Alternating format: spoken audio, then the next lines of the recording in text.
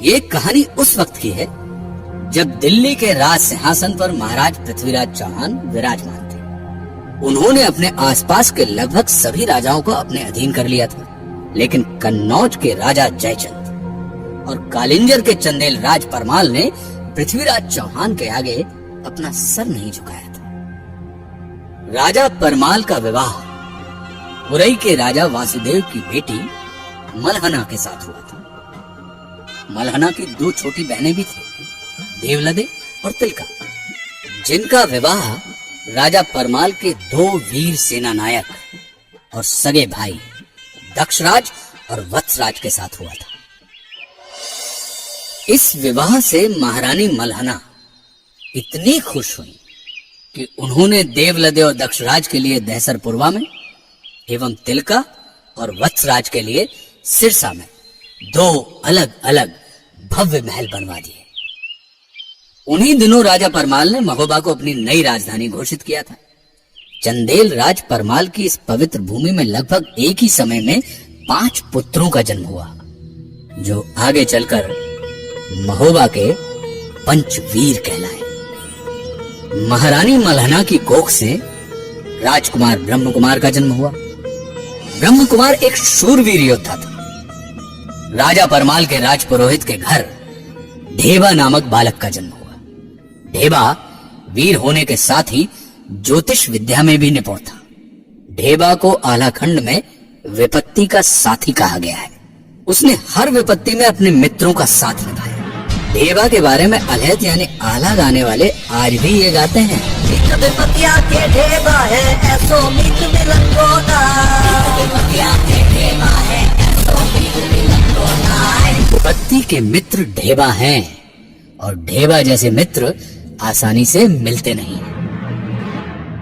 इधर सिरसा में तिलका ने मलखान नाम के एक पुत्र को जन्म दिया। कहते हैं कि मलखान का शरीर वज्र की तरह कठोर था और युद्ध भूमि में वो अंगद की तरह पांव जमा कर लड़ता था।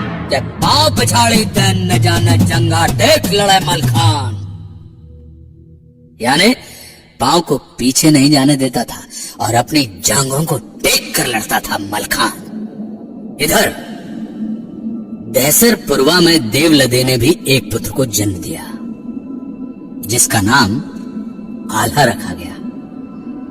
आल्हा के बाद देवलदे एक बार फिर से गर्भ से हो गए और तभी जब वो गर्भ से थी तो एक दिन मांडवगढ़ के बघेल राजा ने महोबा पर आक्रमण कर दिया। इस आक्रमण के लिए कोई तैयार नहीं था। इस आक्रमण ने महोबा के इतिहास में जोड़ दिया एक नया पन्ना। इस आक्रमण ने एक नए समीकरण को जन्म। मांडवगढ़ के बघेल राजा ने महोबा पर आक्रमण कर दिया और चंदेल राज परमाल के भाई दक्षराज और वत्सराज को कैद कर लिया। उन्हें बंदी बनाकर वो मांडवगढ़ ले गया। लेकिन इस पर भी बघेल राजा की क्रूरता का अंत नहीं हुआ। उसने दोनों भाई दक्षराज और वत्सराज को मारकर उनका सिर बरगद के वृक्ष पर टांग दिया। आज भी अलहद उल्लेख करते हैं कि टंगी खुपड़िया है बरगद पर बरखा सहे शीत और घाम, और आधी रतिया की बेला में रोवे ले अला को नाम। पिता की मृत्यु के कुछ महीने बाद ऊदल का जन्म हुआ। कहते हैं यही दिन जन्म हुआ ऊदल का, धरती धसी 2.5 हाथ। यानी जिस दिन ऊदल का जन्म हुआ उस दिन धरती ऊदल के भार से 2.5 हाथ यानी 2.5 हाथ धस गई। लेकिन ऊदल की माता देवलदे खुश न थी। मत दो इसे मेरी गोद में, कोई नाशक है ये। देवलदे, एक माँ होकर अपने बेटे के लिए ऐसी बातें मुंह से नहीं निकालनी चाहिए। यदि ऐसा नहीं होता मलहना, तो पेट में आने के 3 महीने बाद इसके पिता की मृत्यु नहीं हो जाती। इसमें इस बच्चे का क्या दोष? ये तो नियति है। जिस पुत्र ने अपने पिता का मुंह नहीं देखा, जिसके जन्म लेते ही धरती 2.5 हाथ नीचे धस गई, वो कुलनाशक नहीं तो और क्या है? कहो ना। देवलदे, तुम कटु हो गई हो। तुमसे बहस का ये उचित समय नहीं है। मलहना, जब आप समझ ही चुकी हैं, तो मुझे अकेले छोड़ने का कष्ट करो। हाँ, बिल्कुल। आज से मैं इस बच्चे की माँ हूँ, अपने साथ ले जा रही हूँ इसे। पर एक बात याद रखना देवलदे, आगे चलकर यही बालक राज्य का नाम रोशन करेगा और अपने पिता की मौत का बदला लेगा। ये धर्म की माता है मालन ने जो उदल को लियो बचा।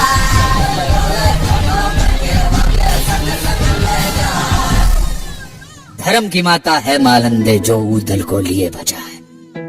राजा परमाल ने महोबा के इन 5 वीर आला, उदल, मलखान, ब्रह्मकुमार और ढेबा को एक साथ पढ़ाया लिखाया तथा अस्त्र शस्त्र को चलाने की कला से रूबरू कराया। देखते ही देखते 5 बालक अपनी किशोरावस्था पार कर गए। साथ ही साथ इनकी बहादुरी के किस्से पूरे प्रांत भर में फैल गए थे। उदल की वीरता से राजा परमाल काफी प्रभावित थे। एक दिन वो अपने राज दरबार में बैठकर उदल की वीरता की चर्चा अपने सभासदों के सामने कर रहे थे। आला, उदल, मलखान, ब्रह्म कुमार और ढेबा, ये 5 इस आयु में भी बड़े बड़े योद्धाओं से कम नहीं है। और उदल की तलवार और युद्ध कौशल का तो क्या कहना। वाह! कि तभी आला उदल का मामा माहिल वहां आ पहुंचा। माहिल ने महाराज की बातें सुनी और माहिल महाराज से कहने लगा, क्षमा करे महाराज, किंतु उदल तो एक साधारण सिपाही है। वो कब से तलवार बांधने लगा? माना कुछ छोटे मोटे युद्ध जीत लिए होंगे उदल ने, किंतु छोटे मोटे युद्धों से कोई शूरवीर तो नहीं बन जाता ना महाराज। उदल तो एक साधारण सिपाही है महाराज। माहिल, तुम अपनी सीमाएं भूल रहे हो। पूरे राज दरबार में बैठे सभी सामंत एवं राजा परमाल खुद इस बात से चौंक गए।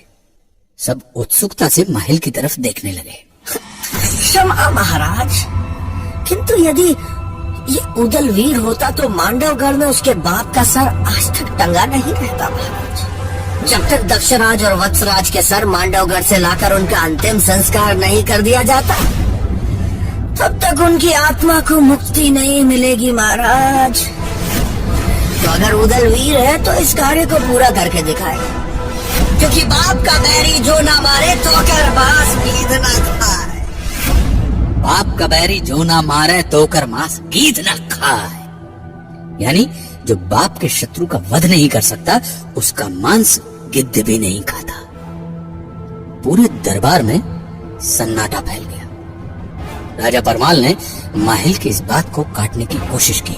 वो माहिल को चुप कराना चाहते थे ताकि ये बात उदल के कानों तक ना पहुंचे, लेकिन चुनौतियां खुद चलकर यदि शूरवीरों के पास नहीं आती हैं, तो कहा जाता है कि शूरवीर खुद चलकर चुनौतियों के पास पहुंच जाते हैं। चलती हुई बातों के बीच उदल वहां पर आ पहुंचे। माहिल, तुम चाहते क्या हो कि प्रतिशोध की आग में इनके भी सिर वहीं टंगे मिले? बस थोड़ा समय और। किस बात की चर्चा चल रही है महाराज? किसका सर कहाँ टंगा है? कुछ नहीं उदल। आओ भांजे उदल, तुम्हारी ही बात हो रही थी। माहिल, अरे बताने दीजिए ना महाराज। अभी तो आप प्रिय उदल की शूरवीरता के किस्से सुना रहे थे। अब जब शूरवीरता सिद्ध करने का अवसर है तो किस बात से भयभीत हो रहे हैं? और यदि अपने ही लोग यह नहीं जानेंगे तो कौन जानेगा? प्रिय उदल, मांडवगढ़ में तुम्हारे किसी पूर्वज की खोपड़ी टंगी है। अब तुम अपनी माँ से जाकर पूछो कि यह खोपड़ी किसकी है। वो ही बता पाएंगे, क्योंकि मैं तो बता नहीं पाऊंगा। राजा परमाल की लाख कोशिश के बाद भी सच उदल के सामने आ चुका था।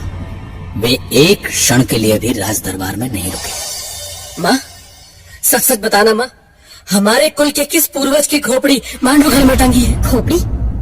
कैसी खोपड़ी? मैं नहीं जानती ऐसी किसी भी खोपड़ी के बारे में। उदल के मुंह से यह बात सुनकर देवलते डर गईं। वे समझ चुकी थी कि आगे क्या हो सकता है। उसने बात को टालने की कोशिश की, लेकिन उदल टस से मस न हुआ। तब देवलते को बोलना ही पड़ा कि टंगी खोपड़िया बाप चचा की, मांडवगढ़ बरगद की डार, आधी रतिया की बेला में खोपड़ी कहे पुकार पुकार, कहवा आला कहवा मलके, कहवा उदल लड़े ते लाल, बच के आना मांडवगढ़ में राज बघेल जिए के काल। अरे अभी उम्र है बारी भोरी, बेटा खाओ दूध और भात, चढ़े जवानी जब बाहन पे, तब कह दही है तो कह भात। मैं तुम्हारी भावनाओं को समझती हूँ पुत्र, किंतु इस समय तुम युद्ध के लिए तैयार नहीं हो। अभी उम्र ही क्या है तुम्हारी? माँ, क्षत्रिय की उम्र नहीं देखी जाती। अभिमन्यु ने चक्रव्यूह में अपना पराक्रम दिखाया था। लव कुश ने पराक्रमी राम को कड़ी टक्कर दी थी। तब उनकी उम्र क्या थी? और फिर राम लक्ष्मण की क्या उम्र थी जब वो राक्षसों से लड़े थे? देवलदे ऊदल के तर्कों को काट न सकी। तभी उसने ऊदल को मलहना के पास ले जाने की सोची। मलहना ऊदल की धर्म माता थी। देवलदे को महसूस हुआ कि अपनी धर्म माता की बात ऊदल अवश्य सुनेगा। क्या कहा मलहना ने? मलहना के कक्ष में पहुंचकर देवलदे अपनी बहन के चरणों पर गिर पड़ी। मलहना को सारी घटनाओं की खबर पहले ही मिल चुकी थी। उसने देवलदे को ऊपर उठाया और अपने पास बैठाया। फिर उसने ऊदल की ओर देखा। हमारे पुत्र ने पहली बार युद्ध में जाने की इच्छा जाहिर की है देवलदे। हमें उसे रोकना नहीं चाहिए। अपने प्राण का मोह तो कायर और मूर्ख करते हैं। इस संसार में जितने दिन के लिए जो आया है, विधाता भी उससे वो दिन छीन नहीं सकते। लेकिन एक बात याद रहे बेटा, शत्रु कुछ भी करे, तुम हमेशा धर्म युद्ध करना। मलहना ने ऊदल को धर्म युद्ध के पाठ पढ़ाए। वे ऊदल से बोली कि बेटा, हमेशा धर्म युद्ध करना, कभी किसी से डरना नहीं, शरण में आए व्यक्ति की हमेशा रक्षा करना, बालक, बूढ़े और स्त्री पर कभी हाथ न उठाना, युद्ध में जिस सैनिक के पास हथियार ना हो उस पर वार मत करना, और भागते हुए सैनिक को तो कभी भी मत मारना, कभी भी शत्रु से पहले हथियार ना चलाना। अपनी धर्म माता की सीख को गांठ बांधकर ऊदल राजा परमाल से आज्ञा लेने के लिए पहुंच गए। राजा परमाल ने मांडोगढ़ में इंतजार कर रही मुसीबतों से ऊदल को अवगत करा दिया। ऊदल, हमारी बात ध्यान से सुनो। मांडोगढ़ लोहे की दीवारों से घिरा हुआ है और चारों तरफ गहरी खाई है, और खाई के चारों ओर बबूल के वन। ऐसे दुर्ग को भेदना दुष्कर है। कैसे कर पाओगे? और अभी तुम्हारी उम्र ही क्या है? क्षत्रिय की उम्र ज्यादा होनी भी नहीं चाहिए महाराज। 12 बरस लो कुकर जीवे, 13 लो जिये सियार, बरस 18 छतरी जीवे, ज्यादा जीवे तो धिक्कार। तुम्हारी वीरता पे हमें कोई संदेह नहीं है ऊदल, किंतु भय शत्रु